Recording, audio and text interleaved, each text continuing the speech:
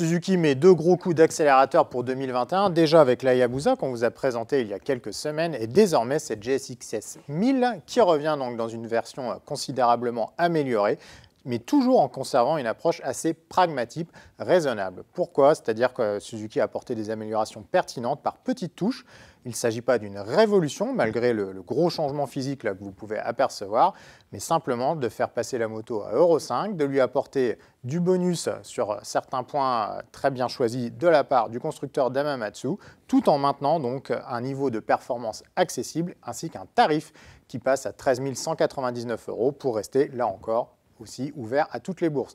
Je vous parlais du design, des lignes tranchées, tranchantes même, un peu inspirées finalement de chez KTM, mais quand même avec des marques identitaires fortes, notamment ce phare superposé vertical qui renvoie directement au GSX-R. On a également sur le côté des écopes qui sont travaillées de jolie façon, ainsi que des espèces de petites ailettes qu'on voit là, qui font un peu comme en MotoGP. Donc tout ça concourt à donner une nouvelle identité visuelle à la moto. C'est plutôt de bon goût. La finition a également progressé. Quant au moteur, on reconduit le 4 cylindres en ligne de la GSX-R de 2005. Alors vous allez me dire, 2005, c'est super loin, c'était il y a 15 ans. Peut-être que certains d'entre vous n'avaient même pas le permis moto à l'époque. Mais en fait, ce moteur, vous le verrez tout à l'heure avec moi en embarqué, et il ne fait pas l'âge de ses artères. Au contraire, il allie performance, couple, rondeur. Toujours un bloc qu'on prend beaucoup de plaisir à retrouver et que Suzuki a réussi à passer aux normes Euro 5 tout en le faisant gagner légèrement en performance, ce qui en soi est quand même, avouez-le, un exploit. 152 chevaux, 106 Nm de couple, voilà justement pour sa fiche technique à ce 4 cylindres qui améliore aussi également sa partition électronique avec désormais des modes de conduite accessibles depuis le commodo gauche. Ils sont au nombre de 3, A, B, C, et ça intervient directement sur la distribution de puissance. Ces modes de conduite, on trouve juste à côté aussi des niveaux de sensibilité pour l'anti-patinage. Il y en a 2 de plus que sur le modèle précédent. Et tout ça est géré assez finement par le nouvel accélérateur électronique Ride-by-Wire qui gomme un des désavantages de la précédente version, à savoir certains à-coups à la remise des gaz. Bref, un package, je vous l'ai dit, qui s'est amélioré en de nombreux points. Maintenant, nous allons passer au guidon pour voir ce que ça donne justement sur les routes près du Mans. Sur cette nouvelle Suzuki GSX-S, on retrouve vite ses marques, forcément, puisque cette partie cycle identique et ce moteur amélioré mais pas complètement transformé font que inévitablement le comportement que l'on connaissait auparavant est reconduit dans ses fonctions, et c'est tant mieux, j'ai envie de dire. Pourquoi? Parce que la GSX-S était quand même une moto très saine, bien équilibrée, donc tout ça n'a pas changé. On retrouve avec plaisir d'abord une prise en main assez facile, malgré un train avant qui, en dessous de 40 à l'heure, a toujours cette tendance un petit peu à coller, à tomber légèrement, donc ça complique légèrement les manœuvres, notamment en centre-ville.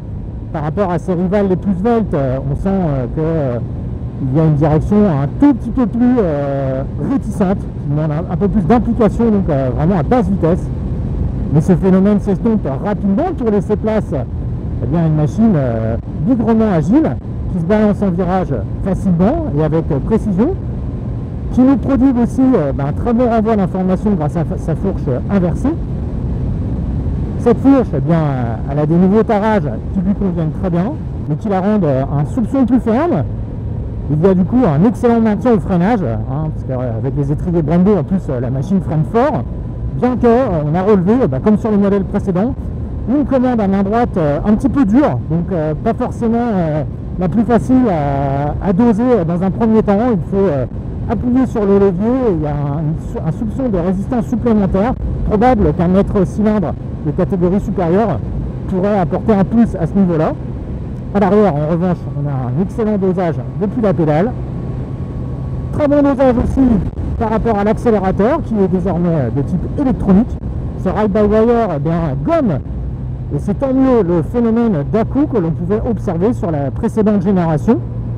Là, on a un dosage beaucoup plus précis, beaucoup plus onctueux. Allez, pour chipoter, on a encore, lorsqu'on coupe complètement les gaz, qu'on rouvre, un petit à-coup de transmission qui est perceptible. Mais au niveau accélérateur, en tout cas, Suzuki a très bien travaillé, et c'est tant mieux. Cet accélérateur, il est corrélé avec plusieurs modes de puissance, de cartographie, et il y a une vraie différence entre le mode A et le mode B. Donc le mode A, c'est le mode attaque, on va dire, où la réactivité là, du 4 cylindres est beaucoup plus exacerbée qu'en mode B, donc il y a une véritable utilité. Le mode C, lui, va servir pour les roulages sous la pluie. Ces 4 cylindres, justement, ça a toujours constitué le morceau de choix de cette moto. C'est le 4 cylindres en ligne de la GSX-R de génération 2005. Alors c'est un moteur qui effectivement a une quinzaine d'années. On pourrait se dire qu'il est dépassé, mais alors pas du tout, parce que c'est un moteur qui a conservé intact toutes ses performances qui sont très addictives. Pourquoi? Parce que c'est un moteur qui est plutôt typé longue course par rapport aux caractéristiques des moteurs modernes, notamment les 4 cylindres. Et du coup, cette longue course, entre guillemets, bien entendu, parce que c'est quand même un 4 pattes très sportif, elle procure du couple supplémentaire par rapport à d'autres 4 pattes. On a vraiment un comportement très rond, très vigoureux dès le premier tiers du contour, notamment entre 4 et 6 000 tours, où on a des relances même en 6e.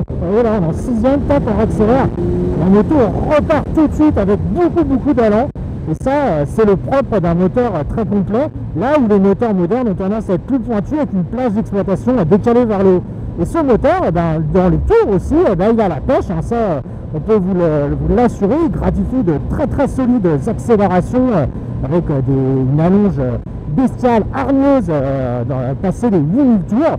Bref, c'est un moteur qui a beaucoup de choses pour lui, beaucoup de ce qu'on peut lui reprocher. Quelques vibrations qui interviennent à des fréquences perceptibles, on va dire, dans les fesses et les pieds, au cap des 4000 et des 8000, mais bonne nouvelle, entre les deux, finalement, ces vibrations elles se font discrètes, donc on ne les sent pas. Alors finalement, ça fait un indicateur de vitesse, puisque à 4000 tours, par exemple, en 6e, vous êtes à 90, un tout petit peu plus que 90 km/h, donc hop, dès que ça commence à vibrer dans les fesses, vous savez que vous êtes arrivé à la vitesse légale sur la plupart des routes en France. Un moteur couplé, un moteur vif, un moteur complet, tout simplement, comme on les aime, et qui délivre en plus une sonorité rauque proprement jouissive, justement dans ce cadre des 4 cylindres. Ce régime assez bas pour un 4 cylindres. Il y a une tonalité caverneuse qui s'échappe de la boîte à air, qui nous propulse directement dans l'univers GSX-R. C'est bigrement agréable d'avoir un moteur qui délivre finalement autant de sensations sans qu'il ne soit besoin d'aller le chercher haut dans les tours, sans qu'il ne soit du coup besoin de rouler à des vitesses hautement prohibées, sachant que cette machine est tout à fait capable de dépasser le 250 km/h compteur, comme nous avons pu nous en apercevoir au détour d'une autoroute allemande. Nous avons aussi ce mono-amortisseur, toujours de chez Kayaba, réglable en précharge et en détente. Ce mono-amortisseur lui aussi profite de nouveaux tarages que Motonet a trouvé un tout petit peu plus sautillant, c'est-à-dire que nous on aurait bien, si on avait le temps nous l'avait permis, abaissé un petit peu, réduit un petit peu la détente, car la machine s'est montrée légèrement rebondissante sur les successions de bosses. C'est un avis qu'il faudra quand même explorer sur un roulage un peu plus long ou dans le cadre d'un comparatif à venir, parce que ici au moins nous avons eu beaucoup de routes assez bosselées, donc forcément ça a mis en avant ce phénomène. Reste que nous avons quand même une tenue de route vraiment convenable sur cette moto. On a une super stabilité, y compris à haute vitesse. On a une excellente motricité. Finalement, le contrôle de traction réglable sur 5 niveaux d'intervention n'a pas tant de boulot que ça à faire pour maintenir le Dunlop de 190 arrière sans patinage. C'est le propre aussi d'une moto tout simplement bien pensée, homogène, donc qui n'a pas forcément besoin d'une électronique à tout crin pour la maintenir sur la droite ligne. Ça c'est quelque chose aussi qui est appréciable. Ce contrôle de traction, il se règle depuis le commodo gauche avec ces boutons. Bon, des boutons gris un petit peu austères à notre goût, qui pourraient évoluer, parce que ça, on va dire que c'est pas un cachet hyper qualitatif. Mais donc on peut le régler en roulant, en coupant les gaz. On peut aussi le déconnecter afin de laisser libre cours à ses penchants pour les wheelies par exemple. Et au niveau électronique, on a fait à peu près le tour, puisque cette moto, à part donc ses cartos et cet anti-patinage, elle n'a pas de réglage de wheeling, de frein moteur, comme peuvent l'avoir certaines de ses rivales. Elle n'a pas non plus un tableau de bord TFT couleur connecté, là encore comme certaines de ses rivales, mais qui sont aussi beaucoup plus chères. On termine au chapitre des aspects pratiques. Alors évidemment, sur ce genre de roadster, c'est pas forcément ce qui figure en tête de liste des cahiers des charges, mais nous avons eu la bonne surprise de constater que par exemple sous la selle passager, il y avait suffisamment de place pour mettre un généreux bloc disque ou peut-être une paire de gants Donc ça, c'est quelque chose au jour d'aujourd'hui qui n'est pas forcément très commun, on va dire. Donc on apprécie la démarche. Ce tableau de bord, alors certes il est un petit peu austère, celui de la Katana, certes il manque de couleurs, mais en tout cas il est lisible, il est complet, peut-être un poil surchargé par rapport à certaines informations, mais en tout cas on a la consommation instantanée, le rapport engagé, la jauge à essence, etc., etc. Donc là aussi pour le coup quelque chose d'assez pratique. On a aussi une commande de warning et on a aussi un shifter double effet de série, et ça alors là pour le coup c'est pas donné non plus à toutes ses rivales, et ce shifter en plus il a le bon goût de fonctionner à merveille sans forcément être dans les tours. Et vous voyez, je suis à peine au-dessus de 3000 tours et hop je rentre un rapport juste en lâchant les gaz, j'en rentre 2, j'en rentre 3 sans aucun problème, sans aucun soubresaut. Les rapports s'enclenchent parfaitement, là on remonte sans lâcher les gaz, sans débrayer, vous voyez, tac. Et on est très très bas dans les tours, hein, parce que pour le coup à 3000 tours, généralement les shifters ont un petit peu de mal, ils se montrent accrocheurs. Là c'est pas du tout le cas, on peut également l'utiliser en ville. Donc là-dessus un grand bravo à Suzuki, parce que non seulement ça apporte une plus-value en termes de la dotation de série, mais ça apporte aussi une plus-value à la conduite, que ce soit donc là dans le cas d'une conduite apaisée que dans une conduite dans un registre beaucoup plus sportif. La position maintenant de cette moto, alors on vous l'a dit, nouveau guidon, plus large, légèrement relevé, donc ça prodigue une position un petit peu plus Street Fighter, si l'on peut dire, c'est-à-dire légèrement plus sur l'avant, les épaules plus écartées. Ça améliore du coup le ressenti, la liaison avec le train avant, et ça c'est du bonus. Ça améliore aussi forcément le bras de levier, donc ça permet justement de contrecarrer cette tendance, on va dire, cette légère réticence que manifeste le train avant à très basse vitesse. Donc tout ça, c'est du plus aussi.